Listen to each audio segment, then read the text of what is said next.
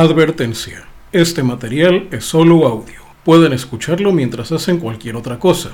Les recomiendo usar audífonos inalámbricos o subir el volumen de las bocinas.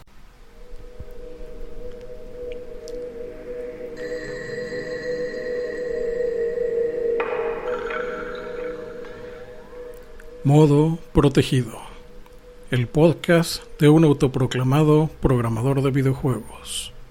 Comenzamos.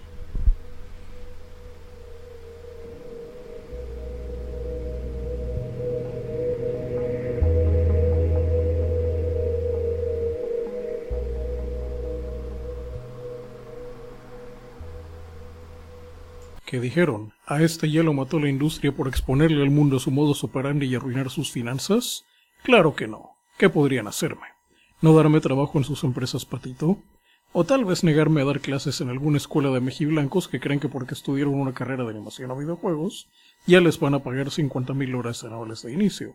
Nada de eso. Estuve fuera de acción por casi 2 semanas, pues experimenté cosas que me hicieron recordar que no soy invencible. Es bueno vivir este tipo de cosas porque uno toma más en serio cosas que no creía importantes. Y una de esas cosas, aunque no lo parezca, es la programación. Así que en este audio o texto, según corresponda, les hablaré de un tema de programación. Star Raiders, el FPS 3D más sencillo de programar. Original de 1978 para sistemas de Atari, Star Raiders fue un simulador de batallas espaciales 3D más avanzado de su época. Pondré un gameplay, pero además de que esto es un audio, no creo que tengan problemas para encontrar uno en YouTube, pero intentaré describirlo. La pantalla muestra lo que vería un piloto de combate en una nave espacial, el interior de la cabina, un tablero con información sobre la nave y por supuesto la ventana frontal con vista al oscuro y estrellado espacio exterior, con una mira incluida. Con el control podemos maniobrar la nave como en cualquier simulador de vuelo, y con el botón de ataque disparamos los rayos láser. En el tablero hay una serie de indicadores, un contador de energía que disminuye lentamente, luces que indican el funcionamiento de diferentes sistemas internos, y una luz que cambia de color dependiendo de la situación. Verde, no pasa nada. Azul, cuando estamos cerca de una base aliada, y roja cuando se acerca el enemigo. Con otro botón obtenemos acceso a un mapa estelar que nos da nuestra posición, la ubicación de las bases y marcas donde podrían encontrarse las naves enemigas. Y es posible saltar de un punto a otro de este mapa en pocos segundos con saltos al hiperespacio si tenemos la suficiente energía. En cuanto a las bases, es ahí donde recargamos energía y reparamos los daños recibidos en batalla. ¿Y cómo se juega? Las reglas son simples. El juego se gana cuando todos los enemigos son vencidos y se pierde cuando el nivel de energía de nuestra nave llega a 0. Y esa energía se pierde de muchas formas. Con el tiempo se consume poco a poco, segundo a segundo.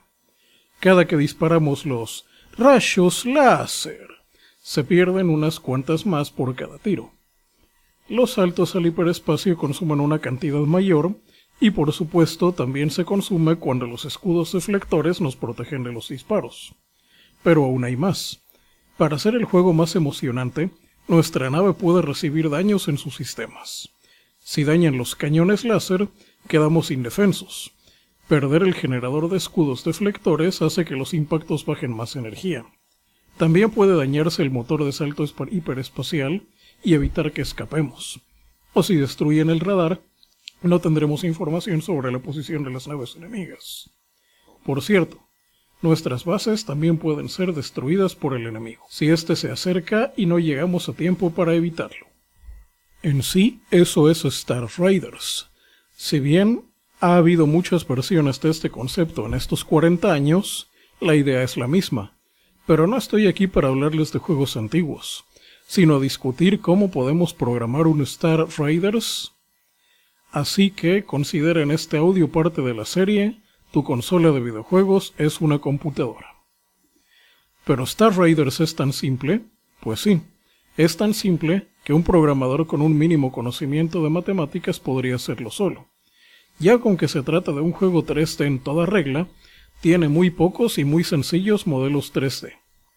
Incluso es posible hacer un Star Raiders decente con unos pocos sprites 2D muy sencillos.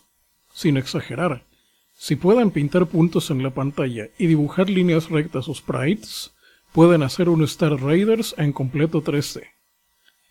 Pues comencemos con la programación. Lo primero que tenemos que definir es el espacio 3D. Piensen en un cubo con ancho, altura y profundidad, donde cada punto en ese espacio puede definirse por sus coordenadas X y Z de manera única.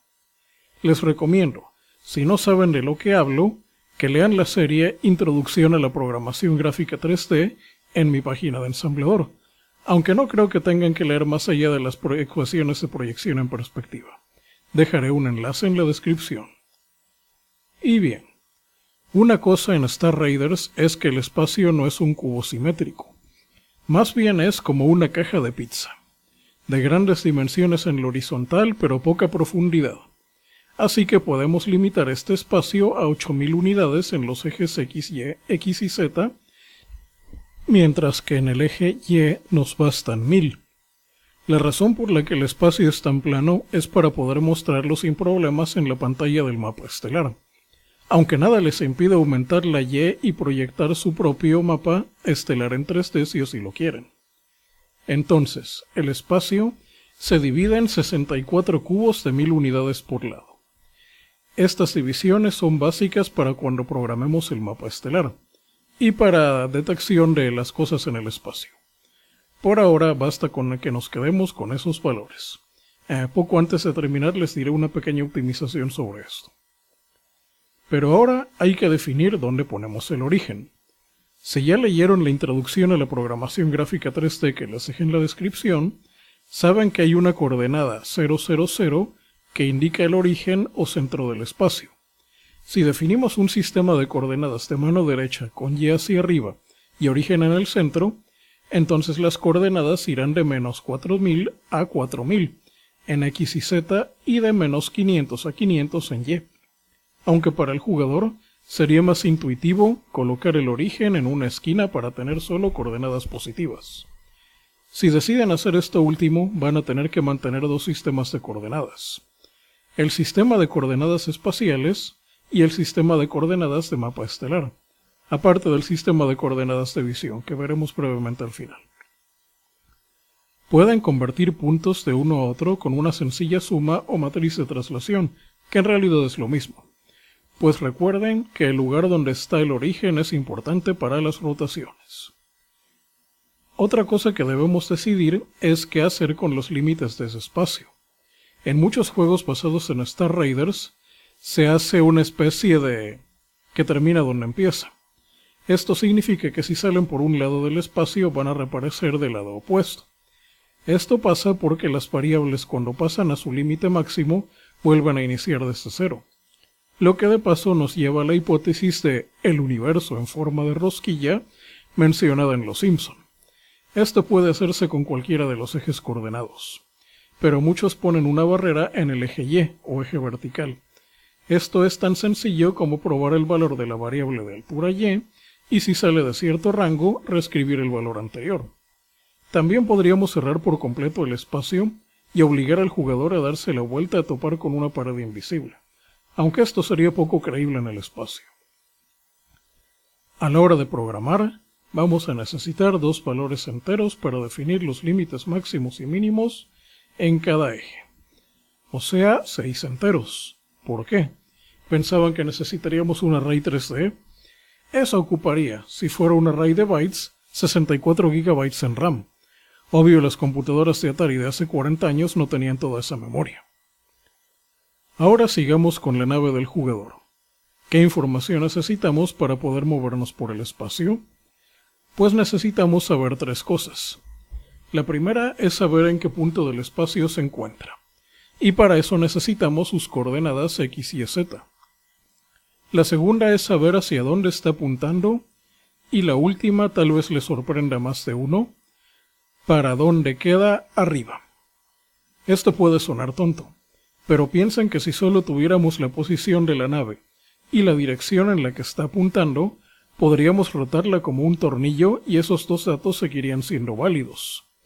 La información sobre dónde queda arriba para la nave nos permite, si queremos, el volar de cabeza o hacer el infame barrel roll de Star Fox. Y esos tres valores los podemos definir como puntos fijos en la nave. Una nave que no hemos modelado en 3D y tal vez no necesitemos hacerlo. Por cierto, tengo que explicar algo rápido sobre las rotaciones. Las rotaciones siempre se hacen con respecto a un eje, que puede ser cualquier eje, no necesariamente los ejes coordenados. Y la rotación se hace con respecto a un origen. Pero para no entrar en términos matemáticos, las tres rotaciones en 3D, en especial para tomas en primera persona, tienen nombres definidos. Se llaman roll, pitch y yaw. La más común en nuestro mundo real es yaw, que la hacemos cuando nos damos vuelta para mirar alrededor. Pitch es la rotación que nuestro cráneo hace cuando levantamos o bajamos la mirada. Y por último está roll, que es cuando ladeamos la cabeza, o si son los bastante ágiles, cuando se paran de manos. Por eso roll es la menos común. Bien, ahora que he dejado claro estos términos, sigamos con la rotación de la nave. La rotación de la nave de Star Raiders estaba muy limitada para hacer el juego óptimo y jugable. Así que la rotación yaw era libre. Podíamos girar a la izquierda o a la derecha y la nave seguiría esa dirección sin detenerse. Pitch, en cambio, duraba mientras presionábamos el control hacia arriba o hacia abajo, y al soltarlo, la nave seguía volando de manera horizontal. Además de que no era posible rotar en pitch por completo. No era posible hacer una trayectoria por completo vertical. En cuanto a la rotación roll, esa era inexistente. Con esas restricciones, nos damos cuenta de que no necesitamos definir el para dónde queda arriba, pero lo dejaré para aquellos que quieran tomar más en serio esto de los juegos 3D. Y vamos con otros dos aspectos de la nave, posición y velocidad.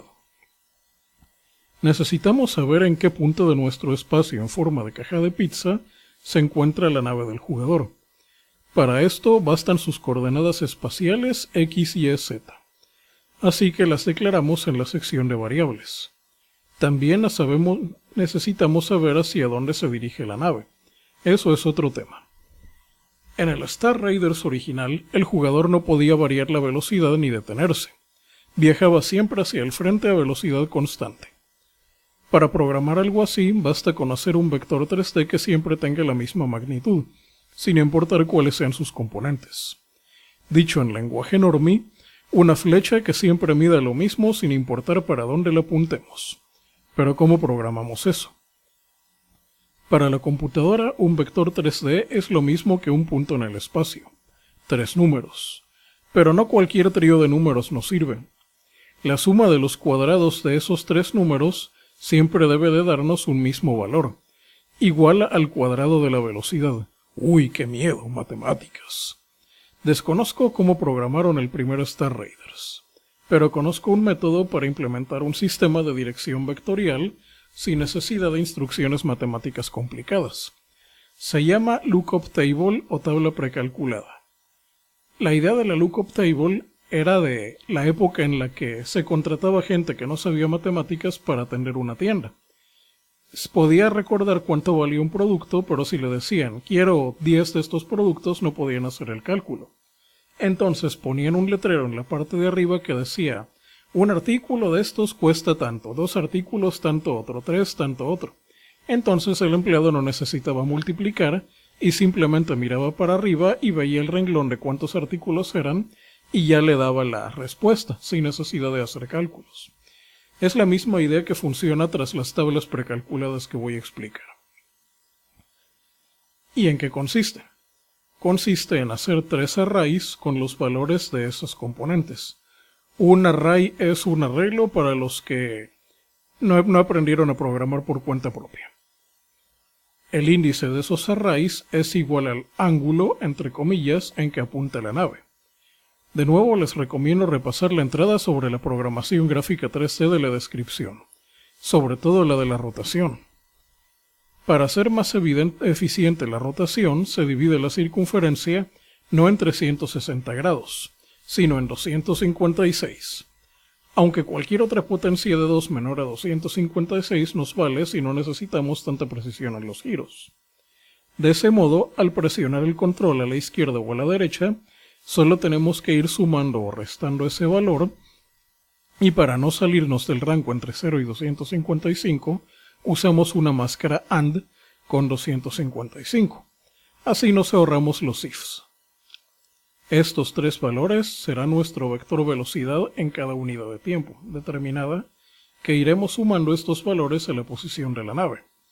Así que traten de que no sean demasiado grandes para evitar que la nave se teletransporte.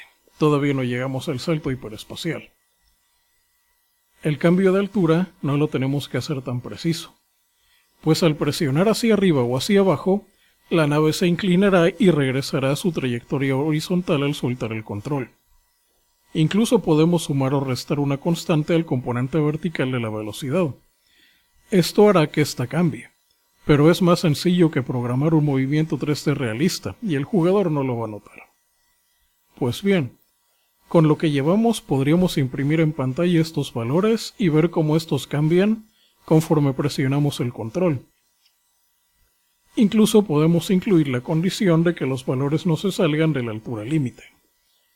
Pero eso no sería divertido para un gamer, ¿verdad? Así que, ¿cómo hacemos que esto parezca un videojuego? Aquí comienza lo emocionante. De momento, en nuestro espacio no tenemos nada, así que no importa dónde vayamos, la pantalla siempre se verá negra. Y aquí hay un detalle que tenía el Star Raiders y sus clones hasta hace todavía 20 años. Las estrellas, entre comillas.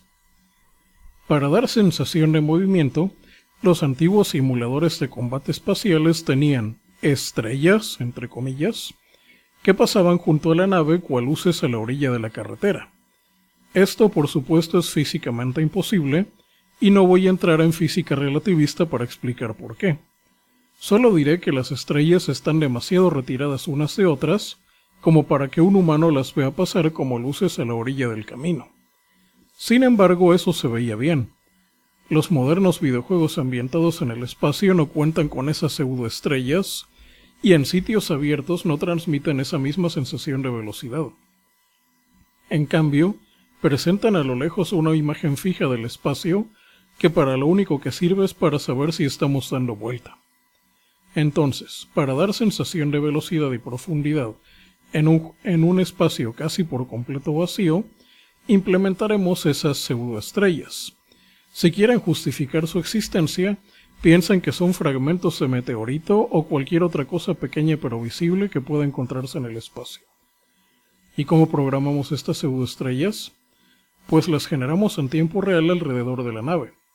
Definimos un espacio como una caja con la nave del jugador en el centro, y creamos esos puntos. No de modo random porque eso es complicado de programar, sino en un patrón irregular definido que el jugador no le preste demasiada atención. Y las desaparecemos cuando salen de ese cubo alrededor del jugador. ¿Y cómo vemos esas pseudoestrellas en pantalla? Pues ahora sí recurriremos a las ecuaciones de proyección en perspectiva, y convertiremos de coordenadas mundiales, o en este caso espaciales, a coordenadas de vista y luego proyectamos en el plano 2D y las dibujamos en pantalla. Para dar más profundidad, podemos dibujarlas un poco más grandes cuanto más cerca están. No necesitan usar verdaderas ecuaciones de escalado. Basta con usar 2 o 3 tamaños distintos predefinidos. Una cosa muy importante de esas pseudoestrellas es que nunca deben de tocar la nave. Si el jugador quiere ir tras una de ellas, la pseudoestrella debe de rodear la nave y desaparecer fuera de la vista. Nunca debe desaparecer frente al jugador, ni mucho menos salir del volumen de vista 3D. Sí, ya sé que estoy hablando mucho de la serie de documentos sobre programación 3D, pero quiero pensar que quienes me escuchan quieren programar juegos de verdad, y no Metroidvanias genéricos en Game Maker con códigos reciclados de quién sabe cuántos juegos. De hecho, todo lo que les he dicho hasta ahora no lo necesitan si están usando un engine 3D, porque tanto la proyección 3D como la navegación por el espacio ya vienen hechas por default. por lo que daré algunos últimos detalles para los que están programando sin usar ninguna de estas herramientas juegomáticas. Si ya pudieron programar las pseudoestrellas y el control, verán que éstas se comportan raro cuando dan vuelta. Esto es porque están trabajando en un mismo sistema de coordenadas. Aquí es buen momento para tocar el tema de los diferentes sistemas de coordenadas y cómo pasar de uno a otro.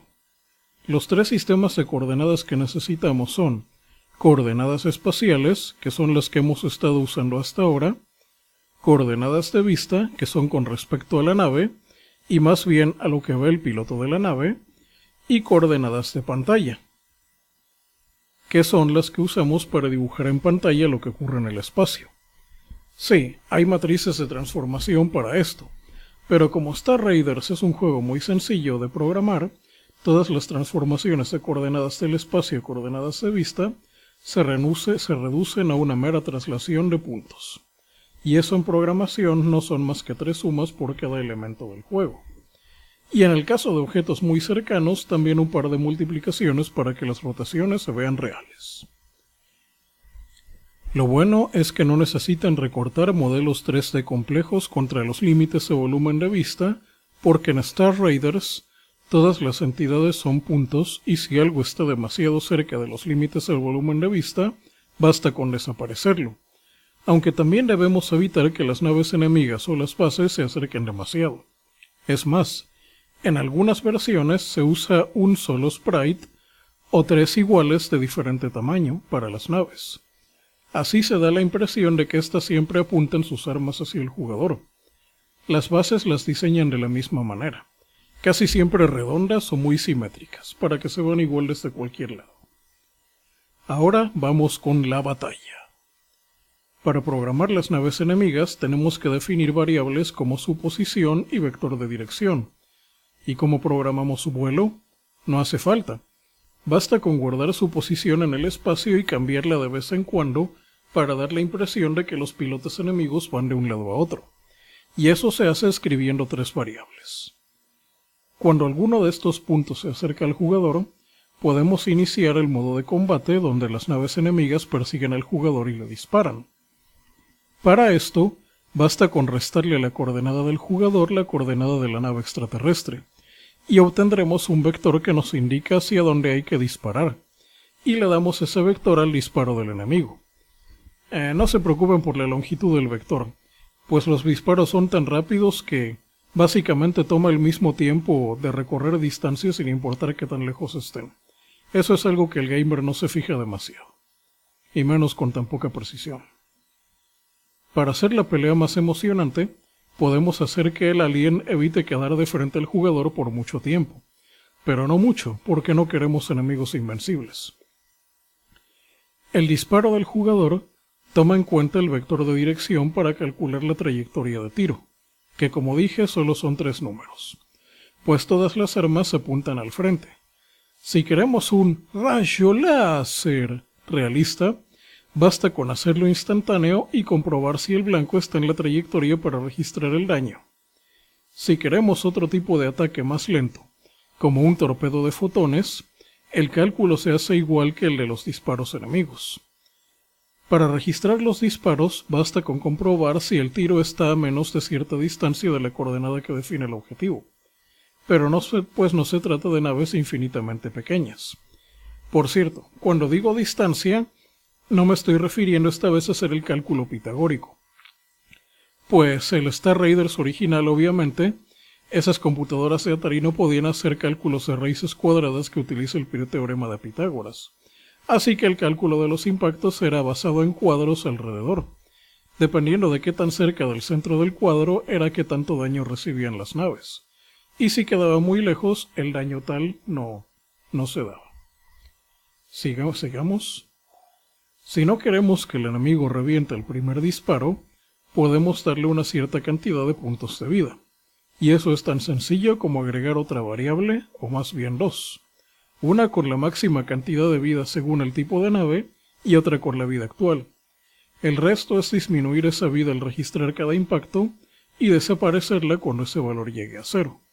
O si tienen arte, pues simplemente ponen la secuencia de animación de explosión.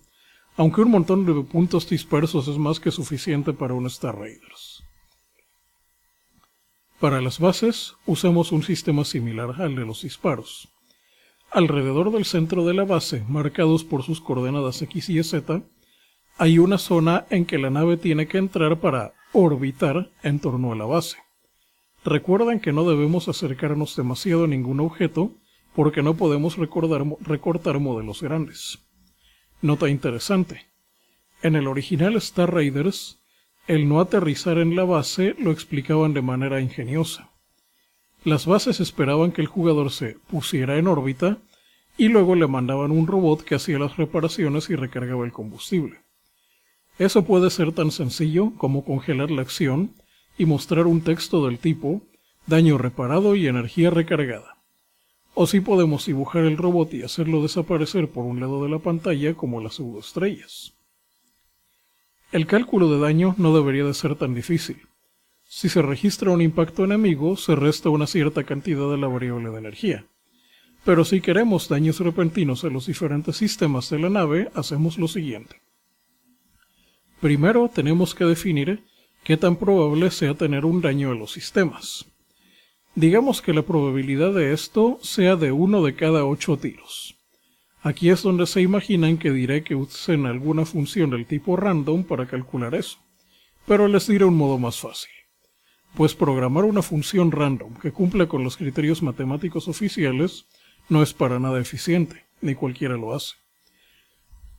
Lo que hacían los juegos antiguos para simular eventos aleatorios era tener una variable que iba de 0 a cierto valor en forma cíclica, y si el evento ocurría cuando esa variable tenía cierto valor, se devolvía verdadero.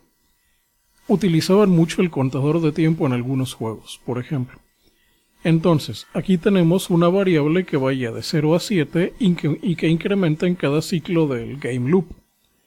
Para que se mantenga entre 0 y 7, usamos una máscara AND igual al del sistema de rotación precalculada para ahorrarnos los if. Digamos que esa variable le llamamos suerte. Si al momento de recibir un impacto la variable suerte vale 0, entonces desactivamos alguna de las funciones. Para saber cuál desactivar, usamos un sistema similar al de la suerte, pero donde cada valor corresponda a una de las funciones.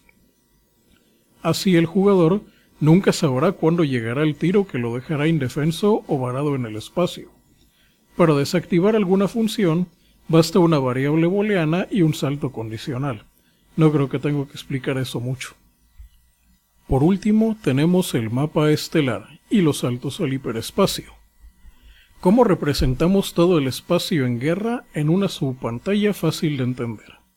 Por partes. Primero, ¿recuerdan que les dije que el espacio caja de pizza se dividía en 64 cubos de 1000 unidades?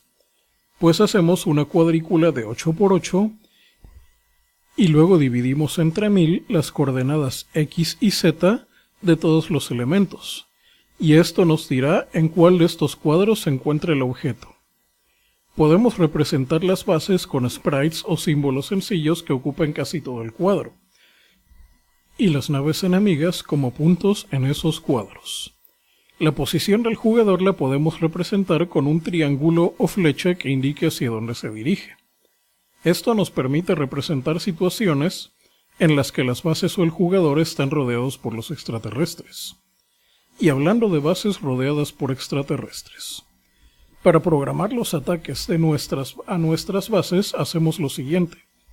Dejamos claro primero que el enemigo atacará las bases cuando el jugador no esté ahí para defenderlas.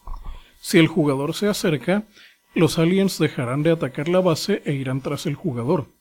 O tal vez escapen de la base para llevar la lucha lejos mientras que otra nave enemiga sigue con el ataque.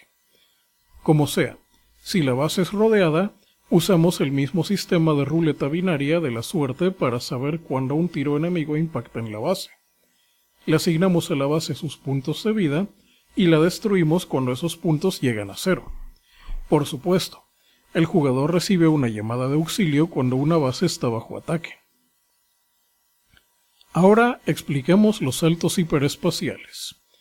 Si bien es posible cruzar todo el espacio del juego volando a velocidad normal, tal viaje podría tomar varios minutos. y si en este momento están atacando una base, un minuto puede ser la diferencia entre rescatarla o que la conviertan en chatarra espacial. Lo mismo cuando por mala suerte nos dejaron desarmados y no queda más remedio que escapar al hiperespacio, suponiendo que nuestro motor Warp funcione. Para programar esta función añadimos a la pantalla del mapa estelar un cursor que nos permita seleccionar alguno de los 64 cubos en los que se divide el espacio. Bajo el mapa imprimimos en texto una descripción de lo que hay en ese cubo y la cantidad de energía que cuesta llegar hasta ahí, de un salto hiperespacial. Mientras más lejos el destino, mayor costo. Si aceptamos dar el salto, regresamos a la pantalla de gameplay y hacemos algo que indique que saltamos el hiperespacio. Aquí pueden hacer varias cosas, desde cambiar los puntos de las pseudoestrellas por líneas, o pintar la pantalla de un color brillante, o hasta, si tiene los recursos, crear alguna animación psicodélica. Pasado este efecto, el gameplay regresa, pero ahora las coordenadas de la nave están en la nueva posición definida por el mapa estelar. ¿Y qué más puedo decir de Star Raiders? Es un proyecto de FPS 3D bastante sencillo, y que no necesita de un equipo de efectos visuales para ser jugable.